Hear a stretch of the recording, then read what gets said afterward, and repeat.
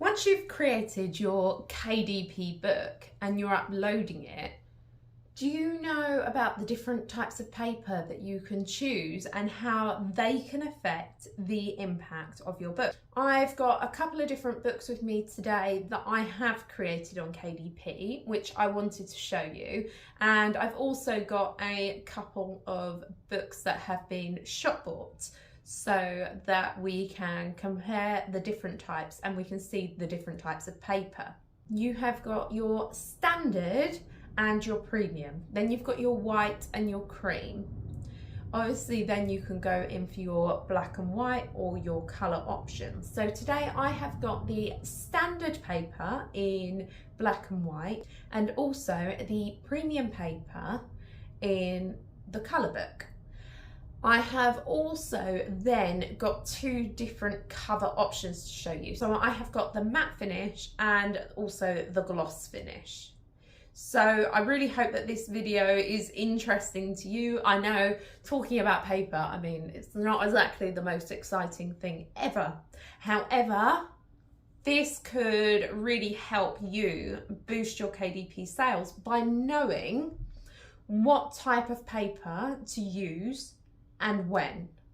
When is it right to upscale onto that premium product, and when should we be staying with the basic? And actually, is the basic bad? Well, let's have a look, shall we? Okay, so here we are. So these are the two KDP books that we are going to be looking at today. So the training journal, this one here, it's got a matte finish to the cover. So if I pick that up so you can just see. So there's not any shine to it at all, but that is exactly how I wanted it. For me, I feel like that gives this training journal a much more classy feel. It's really simple, it's really basic, but I think it's also got an element of elegance to it as well. And then on the other hand, you have got River's Wild Adventures, and this has got the gloss cover to it.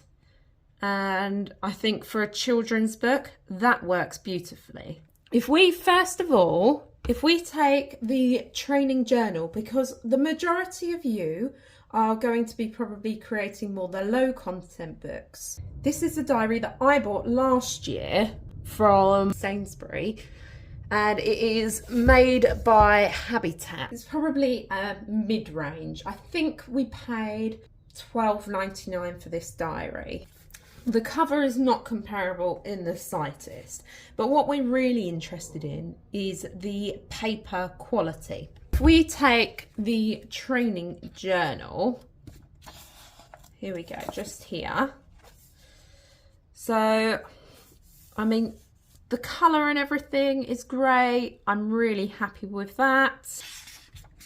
The paper itself, it's got a good thickness to it. It is what I would expect from a diary, to be perfectly honest. If this was a notebook, a diary, I think that would be absolutely suitable. It flicks through really nicely. You know, there is absolutely nothing wrong with that for your basic training journal. So now if we have a look at the shop bought diary, so you can see here, they've got rounded edges, but the paper itself, it feels exactly the same. There is no difference whatsoever. Yeah, it's just got rounded edges and therefore it looks a bit more premium. You know, it's got this nice grey in the front. You've got the ribbons going through. You've got this one here, which is selling on Amazon for $9.99, and you've got this one here which I purchased a year ago for I think maybe $12.99.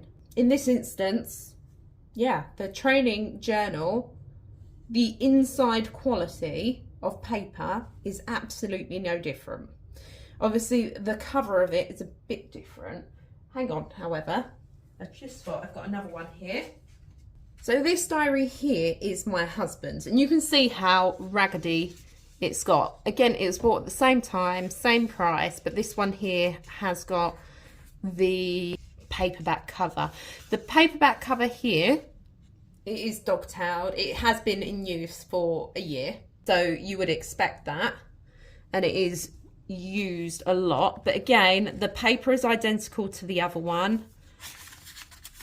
The quality is exactly the same. So if I just open that up, open this up, I don't know how well this is going to come out on the video. Thickness wise, there's just no difference whatsoever.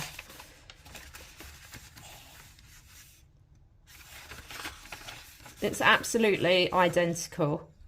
If you're going down the low content route, I would really suggest that you save your money on the printing costs and stick with the basic paper.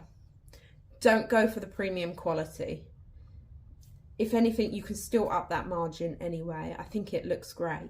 One way that you can kind of really boost these kinds of products, and I haven't done this in here because I don't think it's suitable, but for example, if you are going down the low content route and you're making a notebook, on these like lined pages, add in like a grade scaled image into the background and perhaps tile it around and have that repeated through. And I think things like that can make your low content journal look far more expensive. So now if we take a look at the premium, as we said, we've got the children's book, which because I was printing in colour, I really wanted to go for a more premium product. I wanted it to be giftable for Christmas, birthdays, things like that. So that's why I've gone for this one. So let me just show you here. If I open up this book, here we go.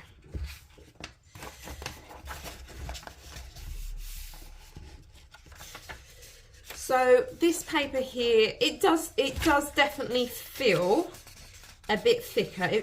It's got a bit more of a texture to it, whereas this training journal is very smooth. It's just got slightly more texture to it. That is all. So now if we compare that. So the polar bear who saved Christmas was actually one of my children's Christmas presents. You've got your high gloss covers. Obviously, they've got the polar, which is, it's kind of embossed and it's shiny and things like that. You cannot do things like that on KDP. But the binding, everything is the same. I could have added the title along there. However, I thought it's probably a bit too thin, but they have done that. The backs of it, yeah, it's all fine. So that's £5.99. I'm also actually selling my one for £5.99. And if we have a look at the paper quality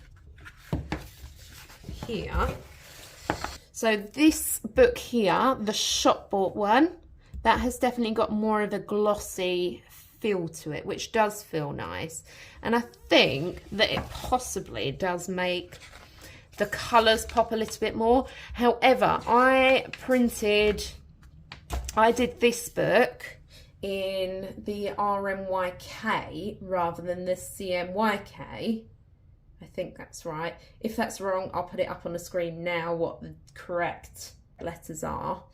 And I think that would have made my covers pop. The reason this one was printed in a different way, and I've now actually changed that on Amazon KDP, I've re-downloaded it, re-uploaded it, was because at the time of creating this book, I did it following other people's tutorials and how they were doing it, and everyone was using the RMYK. I then received a comment on one of my videos about what kind of colour are you using? Why is it that you're using that one? And I said, honestly, it's just that that's what I've done, that's what I've seen other people doing, and I'm happy with the quality. And I am happy with this quality. However, since changing over to the CMYK, I have noticed that the printing is much crisper. So the RMYK is basically the best if you're viewing it on screen, if you're having it as a digital product, whereas the CMYK is better. And I'm really sorry if I'm repeating these letters incorrectly, but I'll keep them up on the screen so that you know what the right ones are. So the CMYK is better if you are printing. So I think that would have given a little bit more depth to the colours. But yeah, I think overall, I am really happy with the products, and I think they look really good. So in summary, I wouldn't bother actually going for the premium paper. It affects your cost. Now, the one times that I probably would is if I was doing something like a wedding guest book. I think just due to the feel of the paper, I can imagine if you've got a nice pen and you're writing onto this, I think it would feel really good.